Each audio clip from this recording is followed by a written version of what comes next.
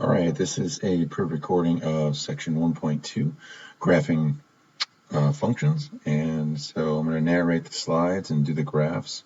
This is a shorter version of what we'll be doing in class, just to give you guys a heads up and a resource to go back to later on. All right, so we're going to be graphing equations by plotting points, by using Desmos essentially, and that's where you can do everything. Spreadsheets where necessary, using Excel. You'll see when we do it. Inputs and outputs, domain and range. So let's get right into it. All right. It's better to learn them by doing them. So graph the equation y equals 2x squared. So you say, okay, y equals 2. I'm not going to do every function like this. I think it'll take forever. But just to go through the steps of how to use Desmos, because it's the tool we're going to be using a lot. All right. By drawing through a smooth curve, the points determine, okay, got that. All right, so we got that. And we're going from 0 to 3. So remember the wrench tool, all right? So you go up to the wrench, and it says we're going from x goes from 0 to 3. So you can go a little bit before 0 and a little bit after 3, so you can see beginning and after. Okay, like that. And then graph the equation to a curve. Okay, so then this one saying graph the same curve. Sometimes you can copy and paste, but the exponents won't be right, so you have to fix that. So, it'll actually work this time. Okay. But in this case, we're going back to the wrench, and we are saying, okay, now we're going from -3 to 3, so we'll go -4 to 4. That way we can kind of see things. All right. So notice we have the same function, but they're copied onto each other, but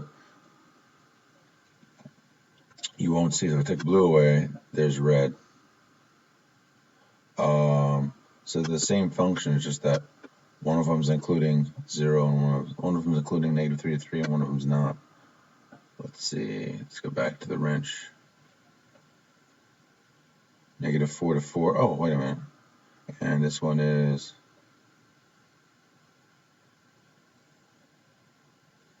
so it went to the larger. Okay, so it went to the larger one.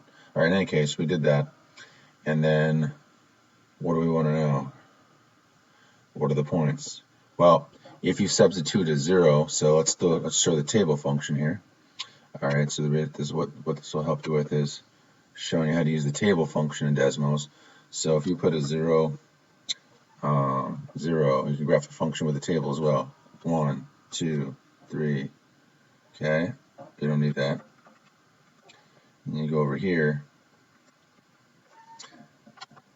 Okay, so if you put a 0 in here, 0 squared 0, so it's going to be 0. Okay, 1 squared times 2 is 2. And you see they're right on that graph. 2 squared is 4 times 2 is 8. 3 squared is 9. Just watch out for order of operations here. So it's 3 squared first to get 9, and then times 2 to get 18. And if you had another one, which you probably don't have room for, that'd be 16 times 2, 32. All right, so you can't see that point because it's way up here, but it's there. All right, so that just shows you how to use the table function, the graph function, how to use the wrench here. That's why I showed you that. All right.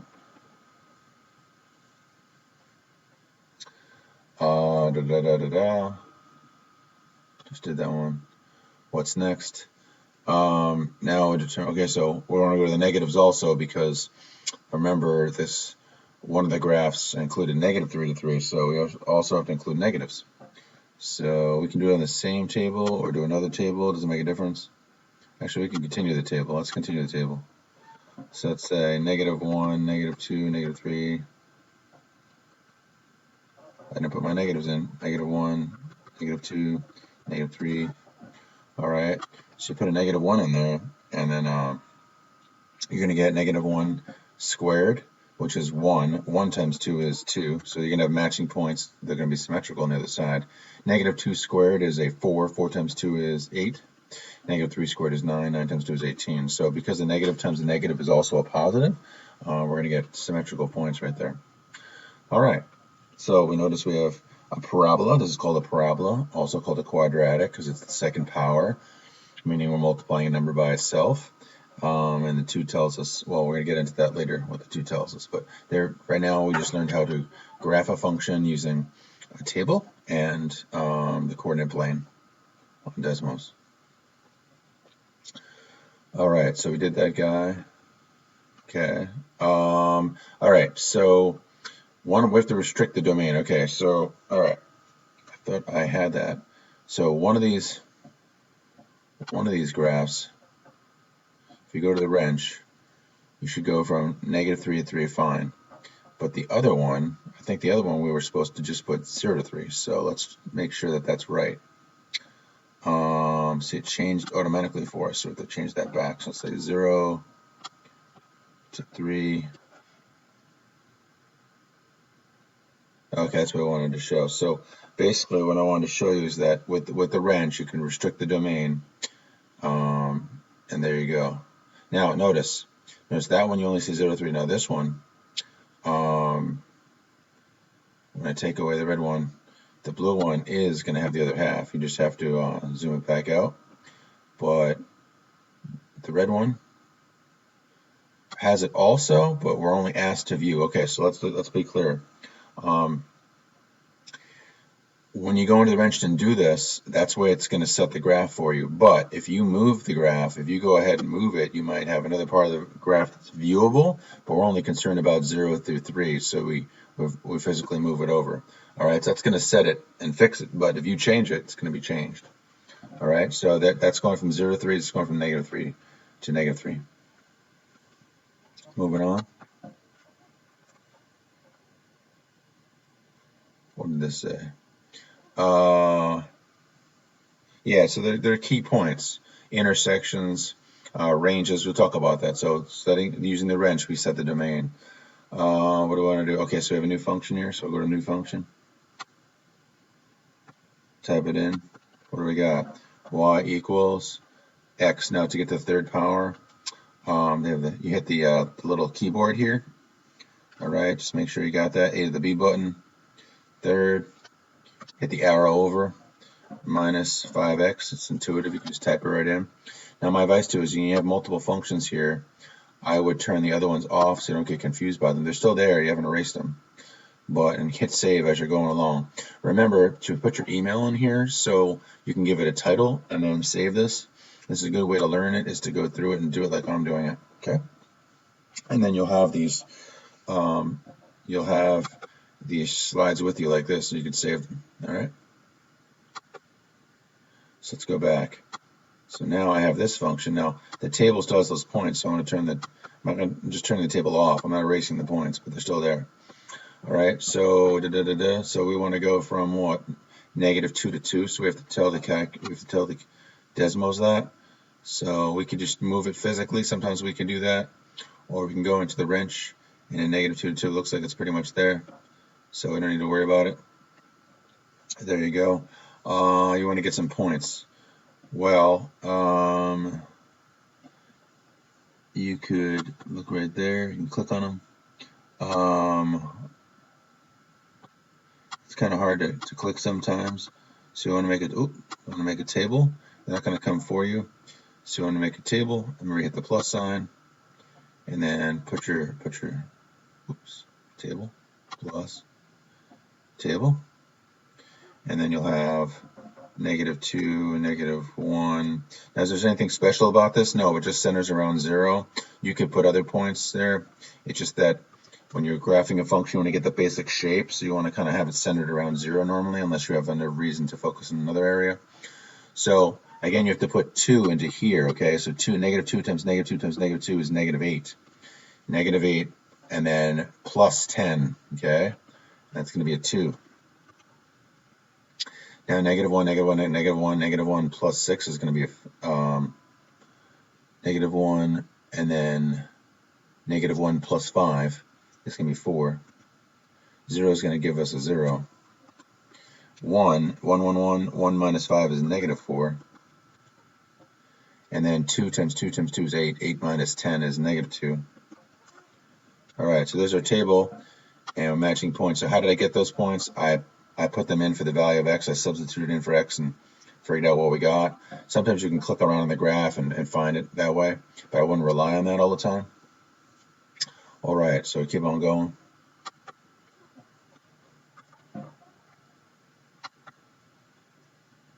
So turning points. So yeah, so if I zoom out,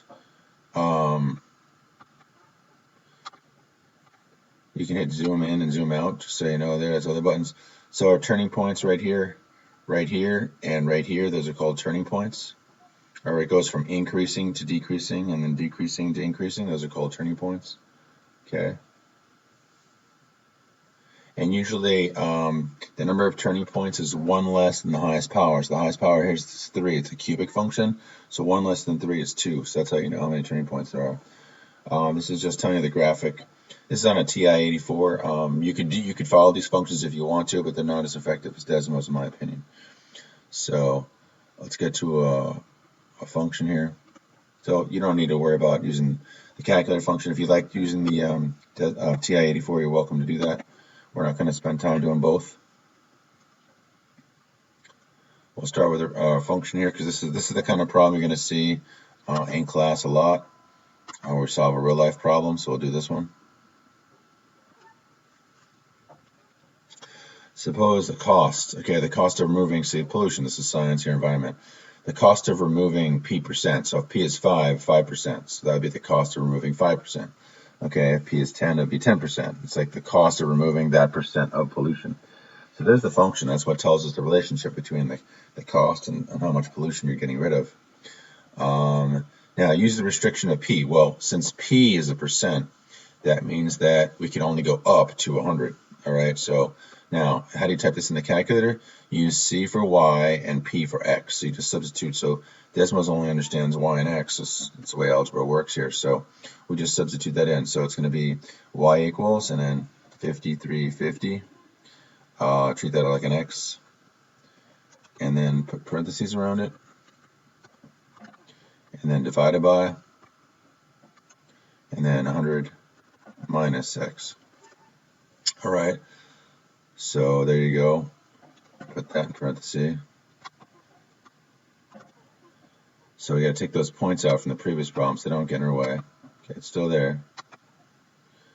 All right. Oh, did I? I don't think I. Do I have another table of points? Yes, I do. Okay, take those out. All right. So I have my function now. So I replace the P and the C. And now, obviously, you're only going from -3 to -4 to 4 here. But what's P stand for? P stands for percent. So we have to relate this to real life, and we know that percents can't be negative. So percents are going to go from 0. Okay, as you might imagine, what do percents go from? They go from 0 to 100.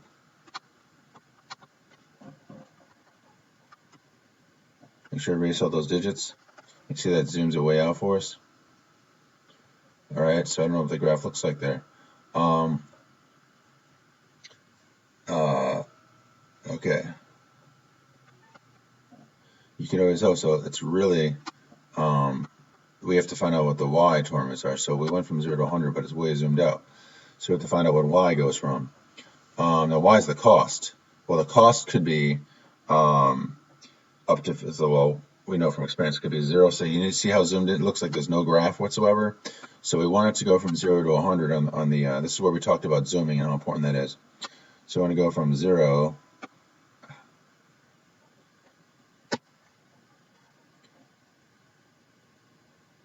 0. Every time I move it physically, it changes. So tomorrow to 100. And then this one, they're saying it costs like $50,000. They're giving us a place where to start. Now, sometimes we have to do trial and error. But we have to get in the ballpark of the graph. Come on.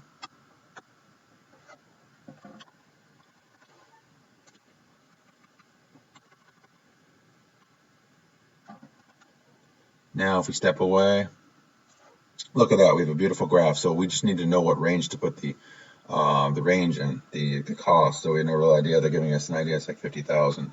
So now we can answer the questions. This is find the point on the graph that corresponds to P90. Well, the way we do that is we type in P90. So it's like x equals 90. So it's going to be x equals 90, and that's the point right there.